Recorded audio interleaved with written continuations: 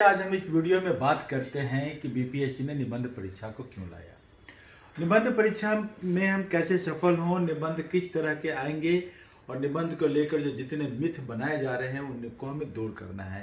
किस तरीके से निबंध में आप 65% मार्क्स लाए, क्योंकि मार्केट में जो आपको मिलेगा उससे तो आप 40% मार्क्स भी नहीं ला पाएंगे।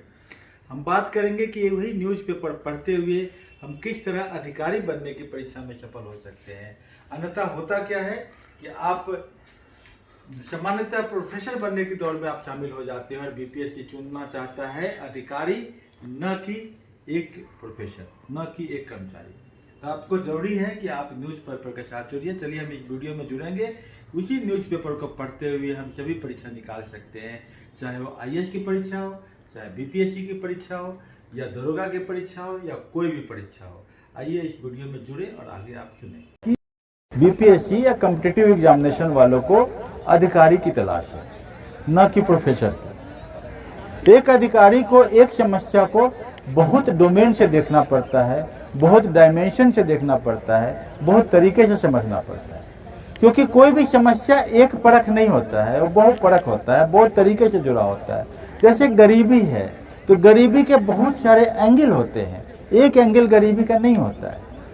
बेरोजगारी है उसके बहुत सारे एंगल होते हैं, शिक्षा है उसके बहुत सारे एंगल होते हैं। एक आदमी जो सामने खड़ा है उसके पीछे बहुत सारी बातें होती हैं, वो एक पक्षीय नहीं होता है, उसका पर्सनैलिटी में बहुत डायमेंशन होते हैं। तो यूपीएससी चाहता है कि हम जिस अधिकारी को बनाएं उसके अंदर में एक एम्पैथी हो। एम्पैथी मतलब क्या होता है? एम्पैथी मतलब कि दूसरे को समझना, दूसरे के जूते में अपने पैर को डाल के देखना कि दर्द कहाँ होता है। उसके लिए जरूरी यह है कि उसके दर्द को सभी एंगल से समझ लेना।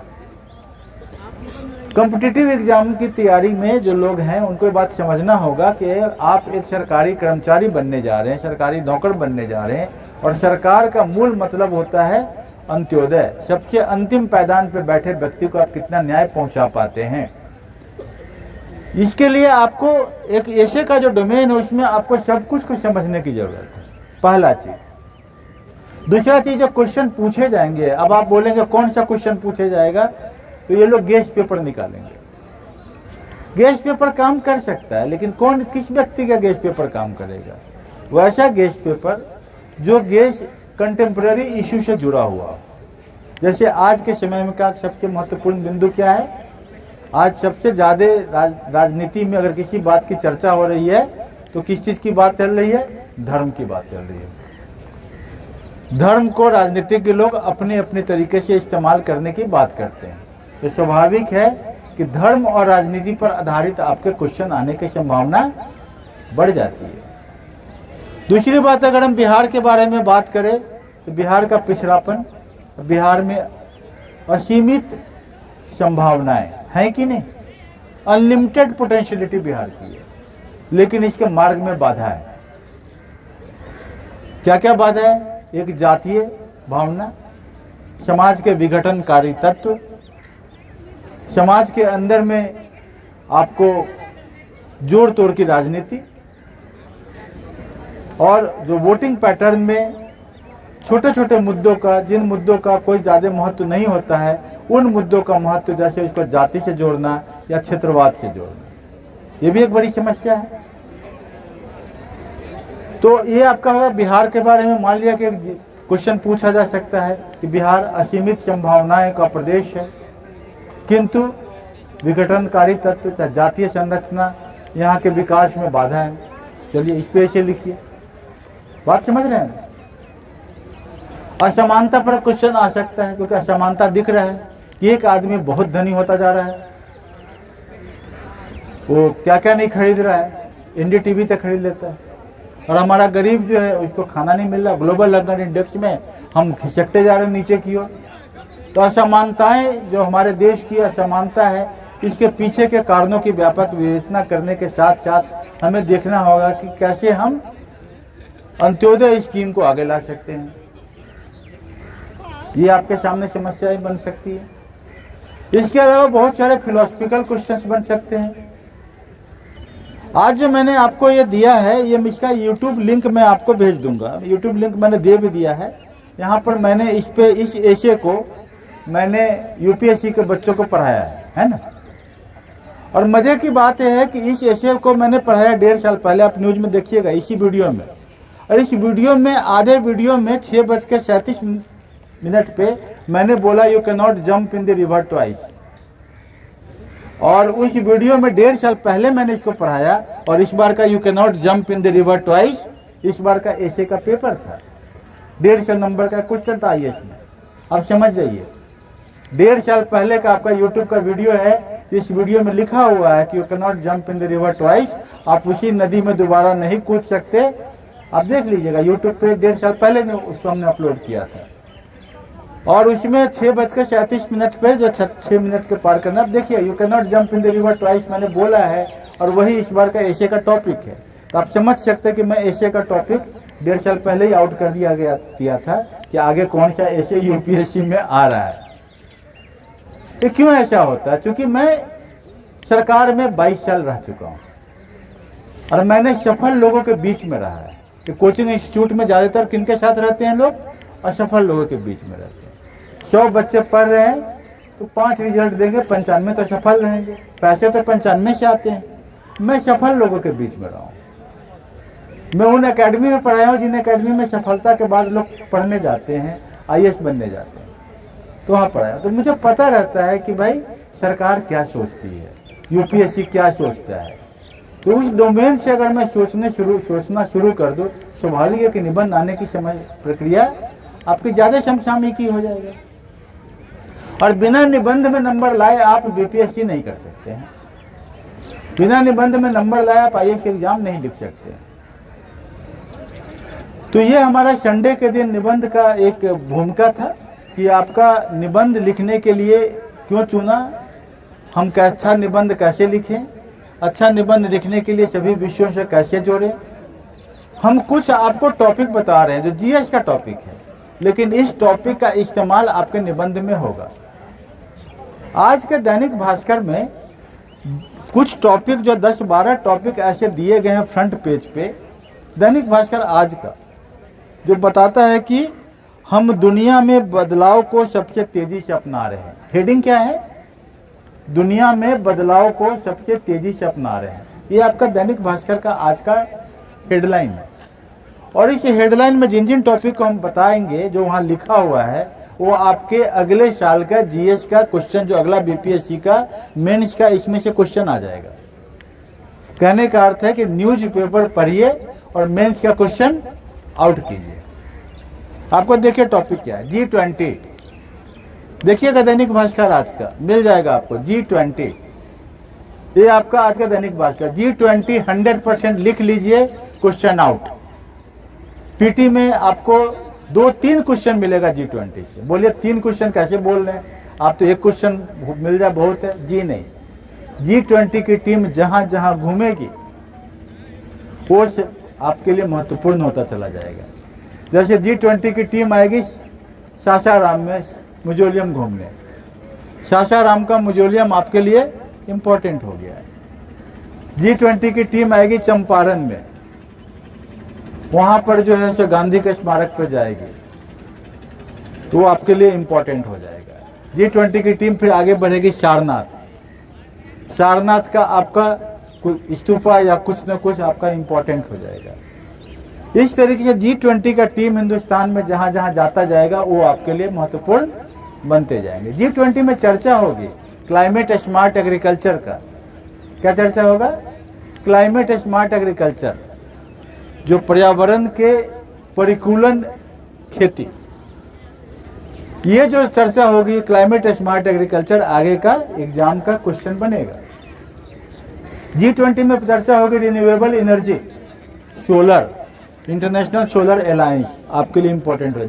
जिस बारे में न्यूज में जिस दिन जो दे आप पढ़ते जाइए, आपको 3 क्वेश्चन आपको मिलते जाएगा और बड़ा आसान काम है। आप गंगा घाट आइए, हर दिन हम चर्चा करेंगे, क्योंकि न्यूज़पेपर के साथ ही तो हम आगे बढ़ते हैं। दूसरा जो आपका टॉपिक उसमें दिया हुआ है ग्रीन एनर्जी। अब बताइए, ग्रीन एनर्जी का क्वेश्चन तो हम इस बार भी बोल रहे थे, इस हमने अपने स्टूडेंट को लिखवाया था ग्रीन इकोनॉमी, कि ग्रीन इकोनॉमी पर आप लिखिए। और नितिन सिंघानिया की किताब का अंतिम चैप्टर हमने पढ़ाया था और साथ में उसके न्यूज़पेपर से जोड़ा था, green energy, green economy. Green energy और ग्रीन इकोनॉमी क्या बात करता है? वो बात करता है सस्टेनेबल डेवलपमेंट गोल्स का।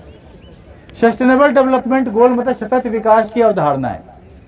जो 17 सतत विकास की अवधारणाएं हैं उनके बारे में ग्रीन एनर्जी बात करता है।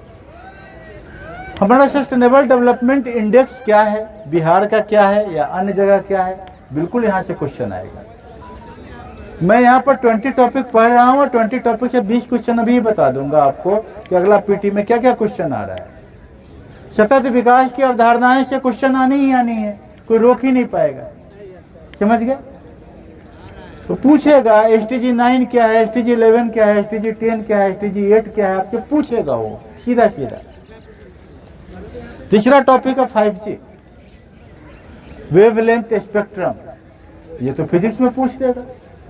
फ्रीक्वेंसी डिस्ट्रीब्यूशन, लो लेटेंसी, ये सब टॉपिक है जहां से के क्वेश्चन आएंगे ही। वो निबंध नहीं खोजेंगे जो निबंध आप यूनिवर्सिटी में और मैगजीन में देखते हैं कि निबंध लिख दिया, ये निबंध, वो नहीं खोजेंगे। वो निबंध होगा ही नहीं। उनका निबंध एक रिफ्लेक्टिव निबंध होगा। रिफ्लेक्टिव मतलब कि आपने जो जीएस पढ़ा है, न्यूज पढ़ा है, उन सबों के साथ आप उसको जोड़िए, सभी विषयों के साथ सामंजस्य बनाइए और तब जाके उस निबंध को लिखिए। आप सिर्फ एक पक्ष लिखते चले जाएंगे, एक ही टॉपिक पर लिखते चले जाएंगे, तो मान लीजिए, यकीन मानिए कि आपका नंबर नहीं आएगा। मैं बहुत सारे निबंध का एग्जाम्पल दे सकता हूं, लेकिन आप देखेंगे कुछ निबंध में ज्ञान के विभिन्न बिंदुओं पर चर्चा होगी, जैसे कि इतिहास और संस्कृति की भी चर्चा होगी। उसी निबंध को आप पॉलिटी का एस्पेक्ट से देखेंगे, उसी को विज्ञान की तरह से देखेंगे, उसी को दर्शन शास्त्र की तरह देखेंगे, उसी में साइकोलॉजी का एस्पेक्ट लगाएंगे, उसी में अर्थशास्त्र आएगा, उसी टॉपिक में आपको उसकी व्याख्या समाजशास्त्र से करनी होगी। जब समग्रता से बैठेगा तब वो निबंध होगा, क्योंकि एक अधिकारी को जब वो ऑफिस में बैठता है तो एक विषय नहीं देखता है। कोई महिला खड़ी हो जाती है कि हमारा राशन नहीं बना है, राशन कम मिलता है, हमारा तक घर में खाना ना है, तो क्या देखना होता है उसको, पीडीएस सिस्टम की क्या व्यवस्था है और इसकी क्या, कैसे हम इसकी व्यवस्था को दूर कर पाएंगे। तुरंत दूसरा फोन आ जाता है किसी ऊपर के अधिकारी को कि भाई ये नदी जो है, नदी में पानी का क्या ढंग है भाई, सिंचाई क्यों नहीं हो रही है, तो इसको इरिगेशन के बारे में सोचना पड़ता है। तीसरा उसको बात करना कहता है सोलर पैनल कितना लगा, तो इसको सोलर डिश के बारे में सोचना पड़ता है। अधिकारी एक दिन में 7-8 सब्जेक्ट के साथ जूझता रहता है।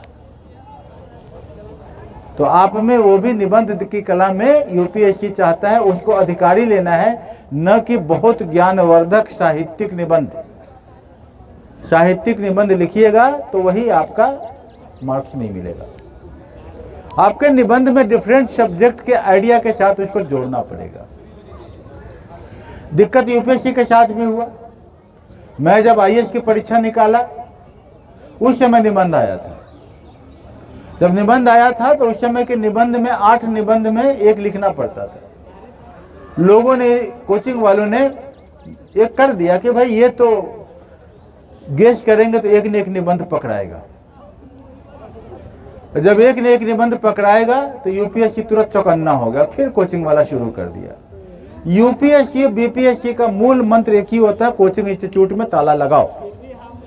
और कोचिंग इंस्टीट्यूट का मूल मंत्र ये होता है कि हम असफल हो गए हैं, ज्यादातर लोग हमारे यहाँ असफल ही होंगे, उनको ठगो, उनसे पैसा कमाओ।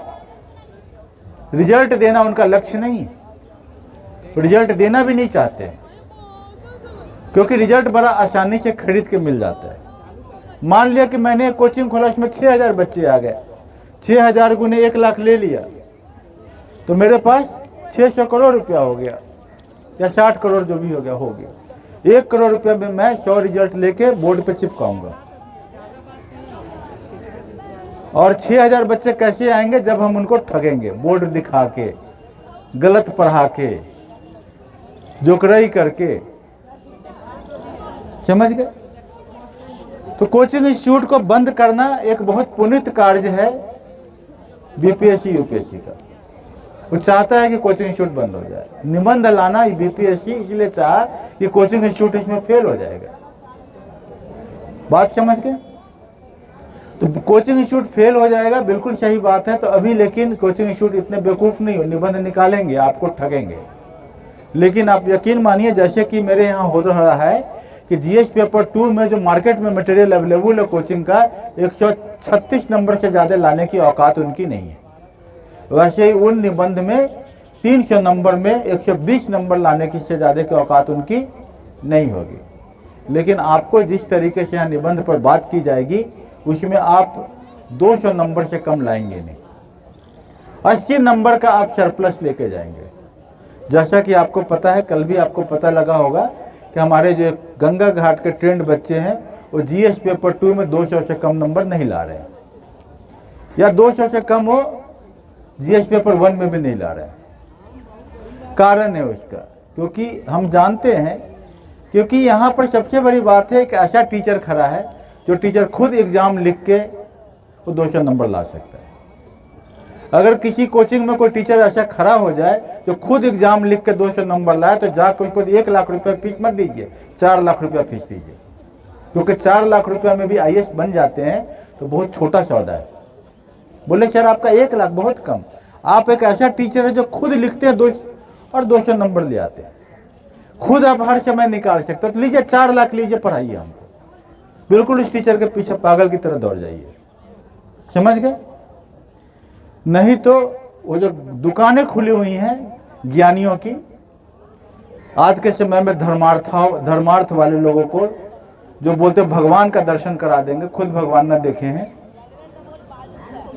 वो कभी आपको सही जगह नहीं पहुंचाएंगे। एक ऐसा टीचर चाहिए जो खुद निकाला हो और हर साल निकालने की क्षमता रखता हो।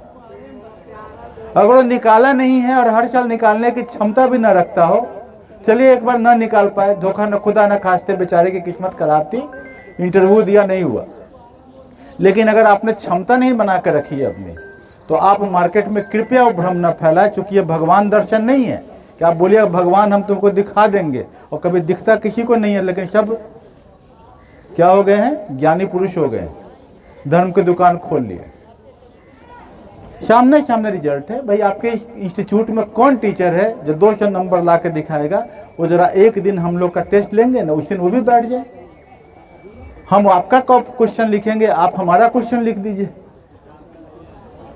और आप बना दीजिए, 200 नंबर लाइए, हम बिल्कुल पढ़ेंगे। अन्यथा सब्जेक्ट एक्सपर्ट से पढ़ के आप अपने आप को ठगिए मत।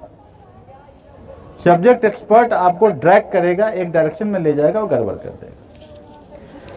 चलिए, आज का जो हम मूल भावना समझ गया कि निबंध क्यों इंट्रोड्यूस किया गया। निबंध इसलिए इंट्रोड्यूस किया गया तो कि हम विद्यार्थियों को समग्रता में देखना चाहते हैं कि उस सब्जेक्ट को, उस डोमेन को जो लिखने जा रहा है, उसमें बहुत तरह के एंगल से सोचता है कि नहीं, क्या उसका दार्शनिक पक्ष इंपॉर्टेंट है कि नहीं। दार्शनिक पक्ष बहुत महत्वपूर्ण होता है निबंध में।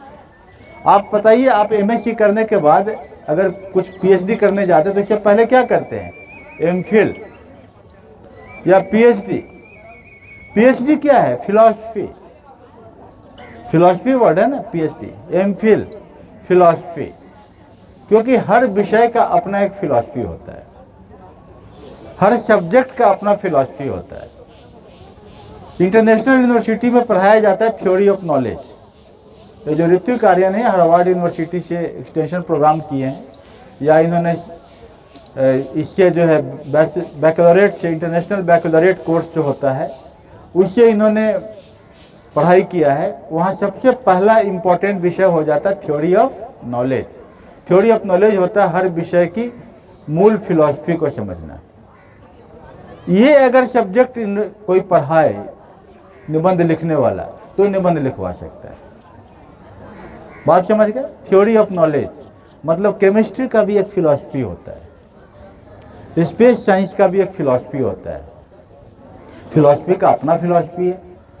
सब विषयों का एक फिलॉसफिकल एस्पेक्ट होता है जो कि कंटेम्प्रेरी इशू से जुड़ा होता है, तब जाके निबंध लिखा जाता है।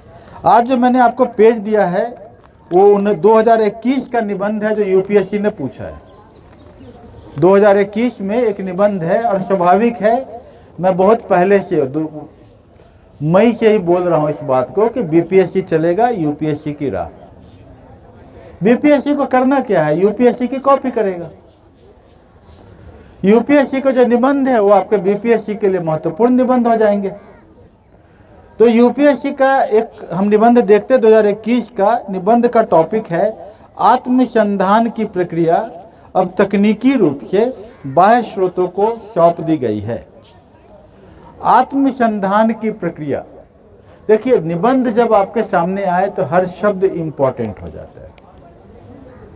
उन शब्द में ही फिलॉसफी गुरु हुआ है। शब्द ही ईश्वर है और ईश्वर को जानना ही फिलॉसफी है। फिलॉसफी वर्ड का को अगर देखें तो क्या होता है, फिल माने philosophy, phil plus sophia philosophy. Phil माने क्या होता है, लव। फिल मीन्स होता है PHIL, फिल मीन्स लव, प्यार, प्रेम। ईश्वर क्या है, प्रेम का दूसरा रूप है। ईश्वर का अगर संपूर्ण रूप कहा जाए तो प्रेम के सिवा और कुछ नहीं है। कबीर भी बोलते हैं ना, ढाई आखर प्रेम का पढ़े से पंडित हो। प्रेम जो है वही ईश्वर का रूप है, समझ गए। और ईश्वर को आप कैसे समझते हैं, आत्मसंधान के द्वारा। पहला शब्द क्या है, आत्मसंधान, फिलॉसफी। और दूसरा वर्ड क्या है, सोफिया। सोफिया का मतलब होता है wisdom. Those who love wisdom, वो फिलॉसफर, समझ गए। हर सब्जेक्ट का फिलॉसफी होता है। अब यहाँ पर क्या है, आत्मसंधान की प्रक्रिया, the process of self discovery, अपने को जानना। अगर आप बाहर को जानते हो, दुनिया को जानते हो तो ये ज्ञान है। बाहर को जानते हो तो ज्ञान है। अगर आप अपने को जानते हो, अपने को संधान करते हो, अपने को खोजते हो, तो यह बुद्धि है, यह विजडम है। पहला लाइन समझ में आ गया। यह पहला चीज समझना है, आत्मसंधान क्या है, सेल्फ डिस्कवरी क्या है। When you know outside, it is knowledge. When you know yourself, it is wisdom. जब आप बाहर को जानते हो तो ज्ञान है, जब आप अपने को जानते हो तो आप बुद्धिमान हो, समझे। आत्मसंधान की प्रक्रिया। अब ये बताइए, ज्ञान तो आज काफी है, ज्ञान तो बुद्धा के समय से ज्यादा है। आज आप बुद्धा से ज्यादा ज्ञानी हैं, ज्ञानी हैं। आप मोबाइल चलाते हैं, आप आर्टिफिशियल इंटेलिजेंस को जानते हैं, आप न्यूरल नेटवर्किंग को जानते हैं, आप जो है सो बहुत सारे ऐसी चीज़ों को जानते हो जो बुद्धा के समय में था ही नहीं। तो ज्ञान तो अपरंपार हो गया, लेकिन क्या बुद्ध से ज़्यादा बुद्धिमान है? नहीं। बुद्ध के समय में भी जो सबसे उत्तम टेक्नोलॉजी रहा होगा बुद्ध के पास रहा होगा, लेकिन वो टेक्नोलॉजी आज के समय के आधार पे बहुत लो लेवल का रहा होगा। लेकिन बुद्ध एक बुद्धिमान व्यक्ति है, he is a wise person. सही बात है। विजडम जो है उस समय के दूरी को पार कर जाता है, करेक्ट। आपको कोई कोटेशन रटने की जरूरत नहीं है। फिर ये कोचिंग वाले आएंगे कोटेशन रटवाएंगे। कोटेशन तो आपके अंदर से अपने आप निकलेगा, चूंकि आप उस प्रोसेस से गुजर रहे हो, समझ गए। जो मैं बोल रहा हूं आपको लग रहा होगा कोटेशन कहीं का होगा, नहीं। ये आपके अपने नॉलेज से निकल रहा है, आपके अपने आत्मसंधान से निकल रहा है। तो बुद्ध के समय के टेक्नोलॉजी से आज का टेक्नोलॉजी बहुत advanced, but Buddha was wiser and we aspire to be as wise as Buddha was. हम कोशिश करते हैं उतना ही बुद्धिमान होने का जितना बुद्धिमान बुद्धा थे। बहुत सारे हमारे फिलोसफर हुए हैं जिन्होंने इसके बारे में बात किया है, प्रोसेस ऑफ सेल्फ डिस्कवरी। उन्होंने उस समय टेक्नोलॉजी को नहीं किया। बुद्धा जो है ज्ञान की खोज में बाहर निकलते हैं, महाविनिष्क्रमण करते हैं, घोड़े की सवारी करते हैं, कंत को विदा करते हैं, छंद को बोलते हैं कि मैं आगे बढ़ रहा हूँ, अलार कामा के पास पहुँचते हैं, संजय बासी पुत्रा के पास पहुँचते हैं, पहुँचते पहुँचते मल्ल की राजधानी तक आते हैं। 64 तरह की विद्याएं पढ़ाई जाती थी राजगृह में, वहाँ भी पहुँचते हैं। हर ज्ञान को आत्मसात करने की कोशिश करते हैं और उसके बाद जो है 6 साल तक तपस्या करते हैं अपने, और क्या करते हैं, धीरे धीरे वो अपने को जानने की कोशिश करते हैं। और जब वो अपने को जानने की कोशिश करते हैं तो क्या बोलते हैं, ठहर जा, और निरंजना नदी पार कर जाते हैं। एक ऐसी जगह पार करते हैं कि जहाँ से कि वो अपने आप को जान सकते हैं। एक नेचर के बीच में पेड़ के नीचे बैठ के बुद्ध जो है मध्यम मार्ग का संधान करते हुए 40 दिनों में वो अपने को खोज लेते हैं। जब व्यक्ति अपने को खोजता है तो फिर कहाँ जाता है, उन लोगों की तलाश में जो उनके साथ कभी रहा है, ज्ञान के लिए पिपासु है। उन पांच जो उनके शिष्य उनको खोजते हुए मृग वाटिका तक पहुंच जाता है। अब मृग वाटिका में जाके धर्म चक्र परिवर्तन उनको बताते हैं और एक संघ का निर्माण करते हैं। तो आत्मसंधान की प्रक्रिया जो है वो अपने को जानने की प्रक्रिया है। बाह्य जगत से जब हम अभिमुख होते हैं, वहाँ से हम अपना रास्ता को फिर रोक लेते हैं, फिर अपने अंदर घुस जाते हैं और अपने अंदर घुस के हम अनकॉन्शियस से कॉन्शियस को जानते हैं। अनकॉन्शियस से कॉन्शियस को जानते हैं और कॉन्शियसनेस से अनकॉन्शियसनेस को समझने की कोशिश करते हैं। यह जो है आत्मसंधान की प्रक्रिया है। क्लियर है? हमने आत्मसंधान को आपको समझा दिया है कि अपने को जानना, knowing yourself is the beginning of all wisdom. जब आप अपने को जानने लगते हो तो आप अपनी बुद्धि को समझने लगते हो और आप वहां से वाइज होने लगते हो। जब आप दुनिया को जानने लगते हो तो आप ज्ञानी हो जाते हो। ज्ञान खतरनाक हो सकता है, बुद्धि आपका साथ देती है, और ज्यादा ज्ञान हमेशा खतरनाक ही होता है, क्योंकि ज्ञान जो है व्यक्ति को दम्भी बना देता है। ज्ञान जो है व्यक्ति को आत्ममुक्त कर देता है। ज्ञान व्यक्ति को सेल्फ पॉजेसिव बना देता है। और यह से ज्ञानी व्यक्ति जो है उसके अंदर में अहंकार की इतनी बड़ी भावना बनाती है कि वो अपने आप को ईश्वर का प्रतिरूप मानते हुए ईश्वरत्व को आपके ऊपर निरूपित करता है, और उसके बाद जो है वो अपनी पूजा करवाने लगता है और मानवता को कलंकित कर देता है। आज हमारे बीच में ऐसे ज्ञानियों की कमी नहीं है। जब हम विस्फोटक की तरह इस्तेमाल करें तो सेकेंड वर्ल्ड वॉर में सबसे ज़्यादा इस्तेमाल होने वाला क्या सामान था, अमोनियम नाइट्रेट और अमोनियम सल्फेट। हम क्या कर रहे हैं, हम जो है आत्मसंधान की प्रक्रिया का ऐतिहासिक पक्ष रखें। अब हम व्यक्ति उसका इस्तेमाल कैसे करता है। ज्ञान का इस्तेमाल अगर विध्वंस के लिए किया जाए तो अज्ञान है, और सबसे बड़ी बात है अज्ञान को जान लेना भी एक ज्ञान है। अज्ञान को अगर आप जान लेते हो तो वो भी एक ज्ञान है। क्या ये भी एक कोटेशन? ये कोटेशन कोई मैं रटा हुआ नहीं बोल रहा हूँ, ये आपके अंडरस्टैंडिंग लेवल से पैदा होता है। बात समझ गए? बहुत सारे चीज़ें हैं, जैसे कि हम सेम स्पेस के बारे में जब ज्ञान करते हैं, उस ज्ञान से अगर हम न्यूक्लियर होलोकॉस्ट की बात करेंगे, इंटरकॉन्टिनेंटल बैलिस्टिक मिसाइल की बात करेंगे, तो ये विध्वंस पैदा करेगा। लेकिन सेम स्पेस साइंस का एप्लीकेशन से अगर हम टेलीकम्युनिकेशन को बढ़ाते हैं, धरती के विभिन्न छुपे चीज़ों को पता करते हैं, अंतरिक्ष के रहस्यों को सुलझा के मानवता का भला करते हैं, तो ये हमारे बुद्धिमत्ता होने का परिचय है। समझ गए? इतना तो समझ में आ गया। आत्मसंधान की प्रक्रिया, विजडम समझ में आ गया। अब हमें बताना है कि आत्मसंधान की प्रक्रिया, अब वर्ड क्या है? अब माने नाउ। मुझे अब को बताना पड़ेगा। अब क्या है? आज का समय क्या है? टेक्नोलॉजिकली एडवांस्ड एज है। इस टेक्नोलॉजिकली एडवांस्ड एज में टेक्नोलॉजी हमारे जीवन के हर अंगों के साथ घुस गया है। आप देख रहे हैं कि अब तक शायद हम लोगों ने जो निबंध लिखा होगा उसमें 125 वर्ड या 200 वर्ड के बीच में कुछ शब्द काफ़ी अच्छे ढंग से हमने आत्मसंधान को समझ लिया होगा। क्लियर है? अब हम अब को समझते हैं, और अब को टेक्नोलॉजिकली एडवांस्ड।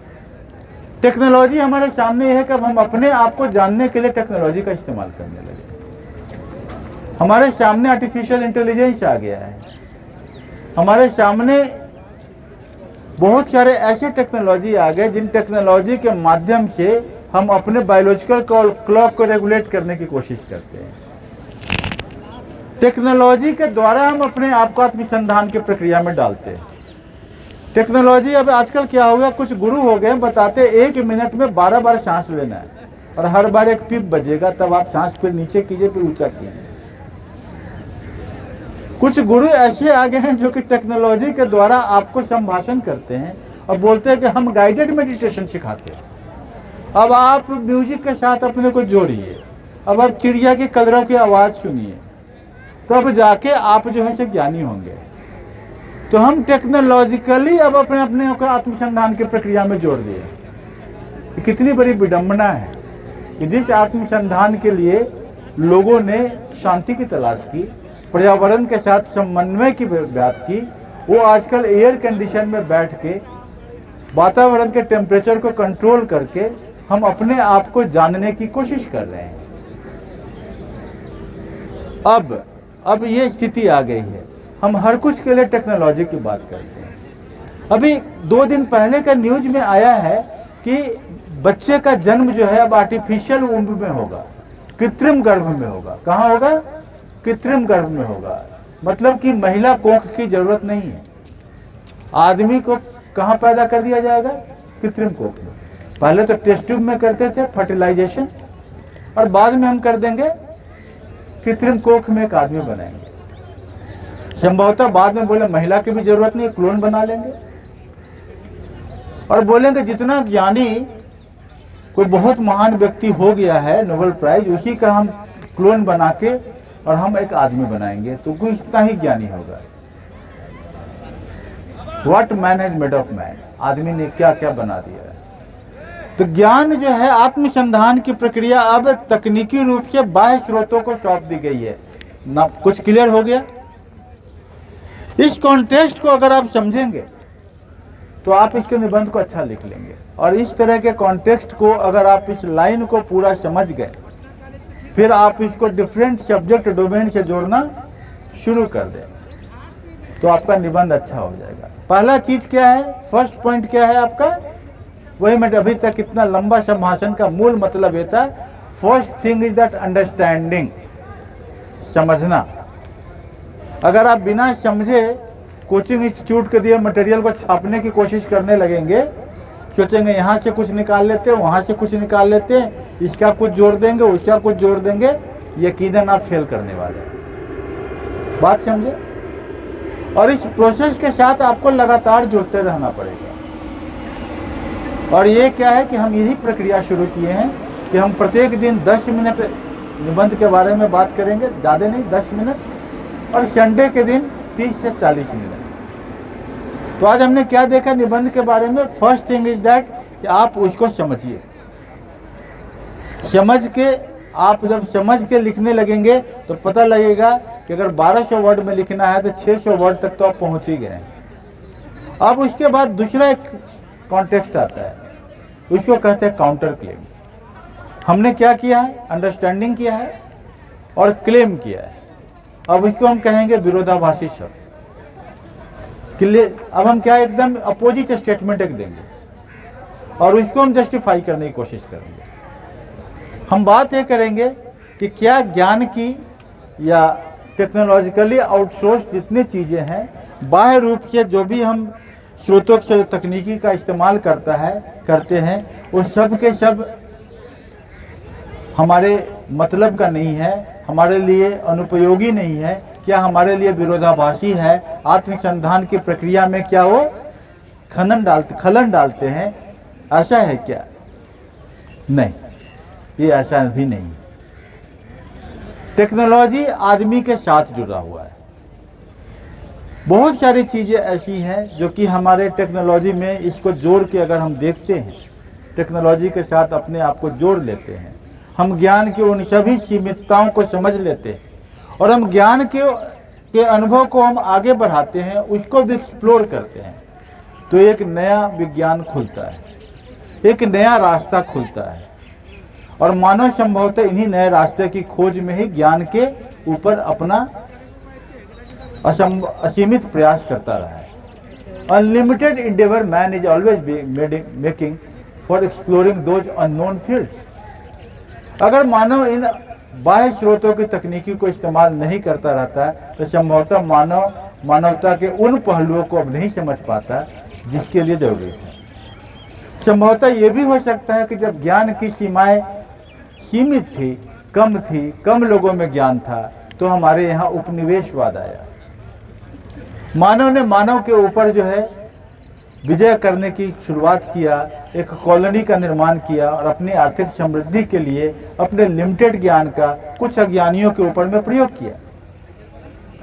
जरूरी है, जो बहुत जरूरी है कि टेक्नोलॉजी को सार्वभौमिक बना दिया जाए, सबकी ओर जोर दिया जाए।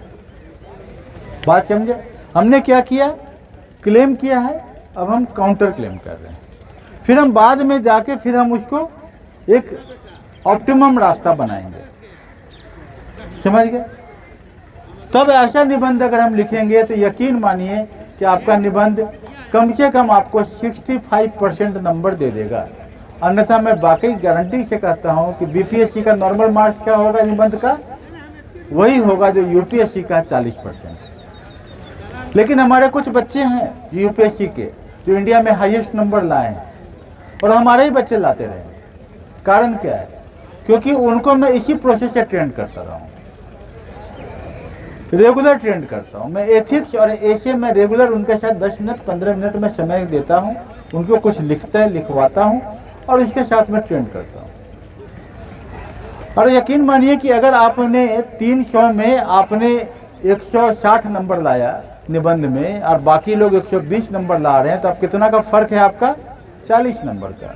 और वो 40 नंबर के कारण कोई आदमी टॉप रैंक पे रहता है और कोई गन्ना अधिकारी बनेगा। पता है ना, बीपीएससी में एक पोस्ट होता है गन्ना अधिकारी। गन्ना अधिकारी पोस्ट के बारे में पता है कि नहीं? कि जिस ब्लॉक में पोस्टिंग होगी गन्ना अधिकारी का, तो कोई इसको मकान भी नहीं देता है। तो उसे क्या काम किसी को? बोलेगा हम पंचायत सेवक है तो मकान दे देगा, किराए का मकान। बोलेगा रोजगार सेवक है, उसको भी मिल गया। बोला गन्ना अधिकारी है तो मकानों नहीं मिलता। बीपीएससी का ही पोस्ट है ना। 40 नंबर में कहने को तो बीपीएससी कर गया, लेकिन वो बना क्या? गन्ना अधिकारी या जेल का प्रोबेशनरी ऑफिसर। तो जेल का जो कैदी डेली गाली देता रहता है उसको, है ना। उस पोस्ट का कोई मतलब नहीं बनता, सिर्फ 40 नंबर का अंतर है। तो कहने का मतलब है कि आप अगर तैयारी कर रहे हैं तो सिस्टम ऐसा होना चाहिए कि आप ऊपर से बहुत ऊपर हो। जैसे गंगा घाट के बाकी बच्चे जीएस पेपर 1 में ऊपर से बहुत ऊपर होंगे, जीएस पेपर 2 में ऊपर से बहुत ऊपर